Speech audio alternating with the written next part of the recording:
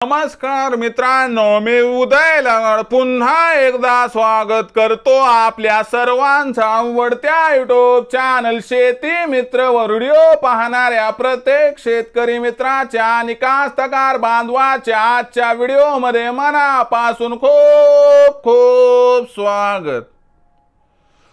मित्रांनो, thumbnail पाहितलं, title वाचलं हो मित्रांनो, सामान्य कापूस उत्पादक कास्तकार बांधवांचा सर्वात महत्त्वाचा सवाल की अखेर कापसाच्या पिकामध्ये मोठ्या प्रमाणात होत आहे या ठिकाणी पातेगळ।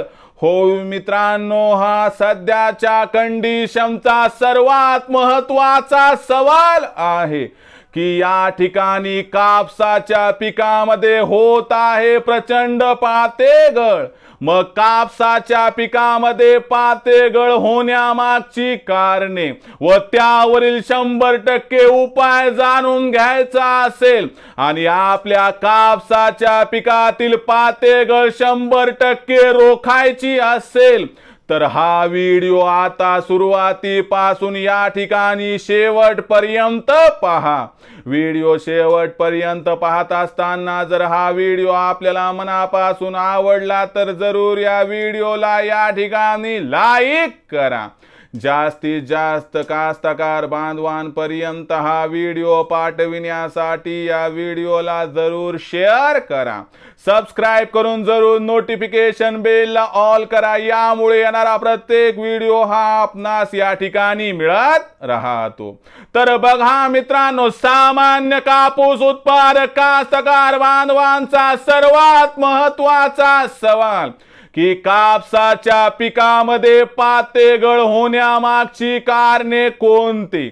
असं काय होतंय की ज्यामुळे कापसाच्या पिकामध्ये मोठ्या प्रमाणात होते पातेगळ?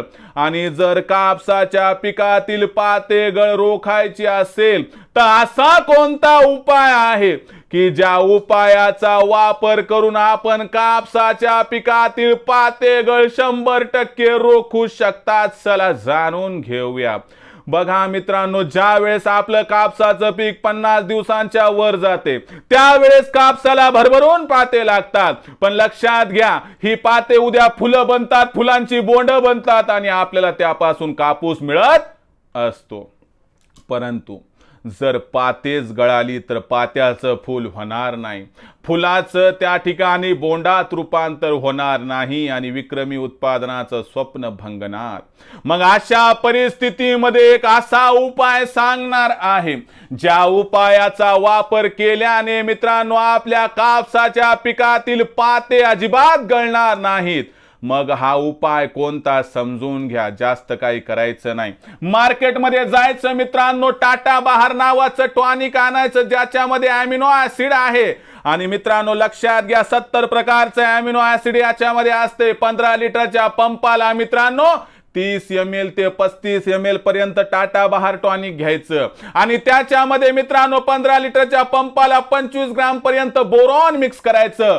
लक्षात ठेवा, बोरॉन जे असते ते पात्याच्या देठाला मजबूत करते, बोरॉन जे असते कळीच्या देठाला मजबूत करते, बोरॉन जे असते फुलाच्या देठाला मजबूत करते, ज्यामुळे पात्यांची व फुलांची गळ 100% आपण रोखू शकतो। म्हणजे जास्त काही ताण नाही, छोटा उपाय आहे मित्रांनो।